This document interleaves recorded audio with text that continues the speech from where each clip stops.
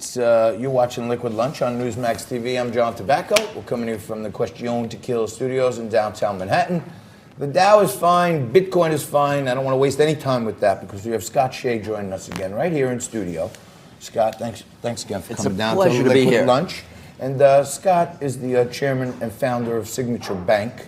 He's also one of the most faithful men I think we may have ever had on the show. You and Tony Dungy might be 1 and 1A, but also the author of In Good Faith, a book that talks about all the places that faith has in our life and business and how you can be a better person.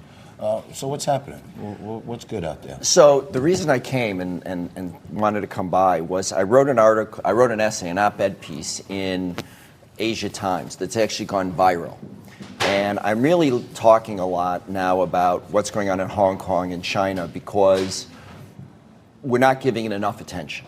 We're not looking at it the way that we looked at what happened in Eastern Europe.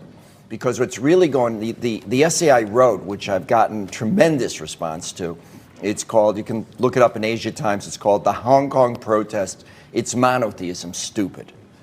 So what's going on is that people are questioning why are the Hong Kong people staging these massive demonstrations? Don't forget, 2 million people helped block the airport out of a total territory of something like 7 million. It's just remarkable. And I've talked to some of the leaders of the movement, and I think what's not being shown is that it's really, strangely, about the same thing that happened in Eastern Europe, in Poland. It's about monotheism. People recognize that the Chinese Communist Party is essentially an idolatrous regime. They'll throw, anybody into the Nile. They were started by a leadership, Mao, who actually caused the death of 75 million people and said it'd be okay if 300 million people died to put the Chinese Communist Party in place. And what's going on now is people are having an existential dread in Hong Kong about what's going to happen, particularly the younger people. And what's just not being reported by the New York Times and by any of the general media is that the theme song, and you can find this on YouTube, is "Say Hallelujah to the Lord."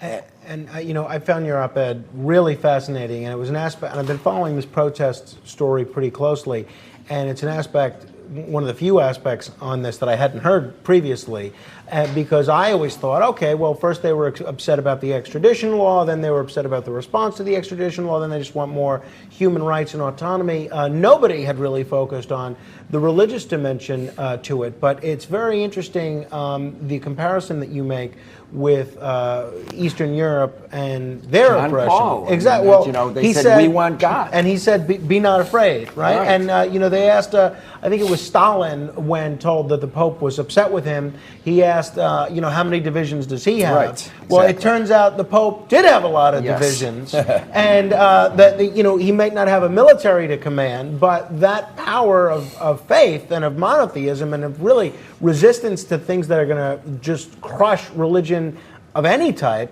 is a pretty powerful political force as well. And that's what's going on. I mean, if you think about it just strategically from the perspective of the leaders, it doesn't make any sense. The People's Liberation Party is so powerful, they could crush them. I mean, what they're doing takes such courage, because that's what's got them there.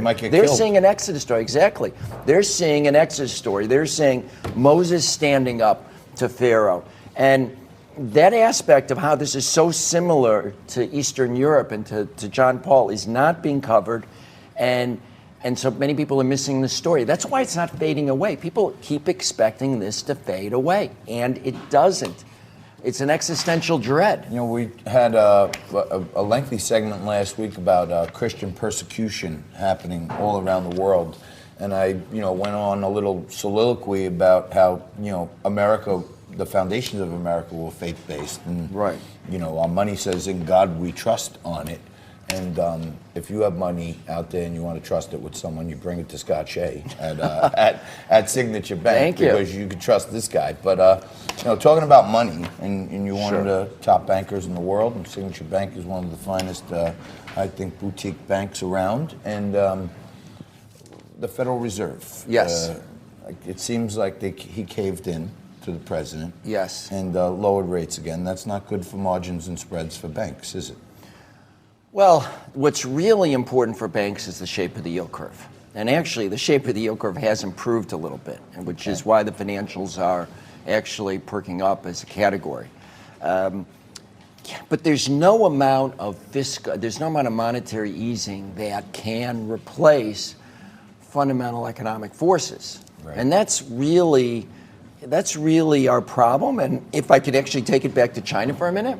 Yeah, sure. We're right now talking about doing a deal because I think the president does recognize that China has the ability to cause a downturn here in the United States. Right. So all of these tariffs do have a price in terms of they are inflationary.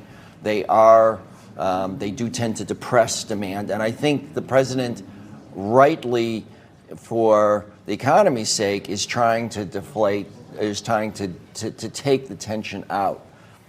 But the real long-term problem, and this is where we need to be concerned about the Chinese, is the Chinese lead us in AI. They lead us in quantum computing. They lead us in quantum communications. They lead us in chips. We cannot install 5G in the United States without Chinese Huawei technology. So the deal on the table actually is to trade, allowing their technology to come in for us to sell them hogs and cattle and soybeans. Fundamentally, that's not a good trade. Fundamentally, we need to get back to the point where we're winning on the technology front. And the Chinese, and I take this from people who I know very well who are well placed, the Chinese are looking at us and to a certain degree chuckling. In 2035, 2030 probably, we Chinese, we're going to be the leading economy in the country. We're going to have technology that means that the U.S. has no signal technology because we'll have quantum computing. Our AI will be better, and we're going to win then. Let's do a deal now.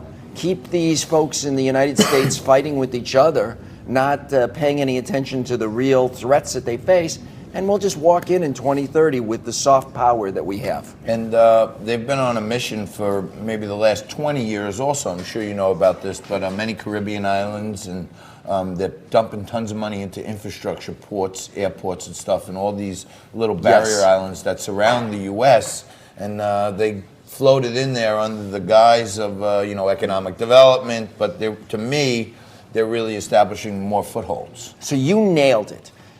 The Chinese have strategically placed ports and they run ports where they don't own them in most of the major strategic areas.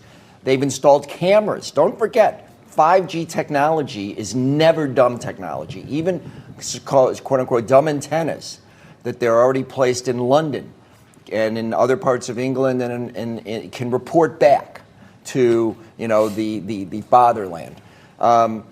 And the issue is that when the Silken Belt Initiative is basically another initiative to take control. So we think we have soft power. But the reality is, hey, look at Apple. They've caved to China. The NBA caved to China. They caved. Everybody caves to China. And sadly, in 10 years, if we decide we're going to have sanctions on an entity, it won't matter. If China decides it's going to have sanctions on someone, it'll matter a lot. Yep. So they're waiting. They're playing the long game again while we're just being self-consumed, talking to each other. And that's what really, really scares me. Two things I want to bring up to you quick. One, we had a fellow on last week from Quad M, which is a health insurance company. He was talking about 90% of the pharmaceuticals we ingest here in America are made in China. Mm-hmm. A lot. So at any given time, these people are crazy, as you said, right? It's an idolatrous. No. They are brilliant. No, but I'm saying they have no respect for human life. None. Especially not None. ours. So At any given time, they can go down and give an order to say, hey, let's slip some cyanide in every pill we're shipping to the U.S. so they could hurt us that way. Detonate a port. On the other side of the coin, whenever they feel like, when we're sitting here thinking we have the leverage, they could literally shut off our communication networks almost any time. Right. Is that right? With this Huawei? Well, Huawei, 5G at least. Right. Huawei could shut down our communication.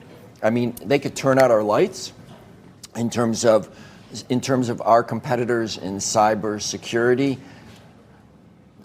For a lot of reasons, they have us by the short hairs. That's right. And we need to have, and this is what so worries me about this current campaign. Nobody is talking about these issues. That's right. Nobody is talking about how do we, as the United States, stay number one. Because if we don't, they'll win and they'll think it was just a joke. Well, if you think no one's talking about it, think again.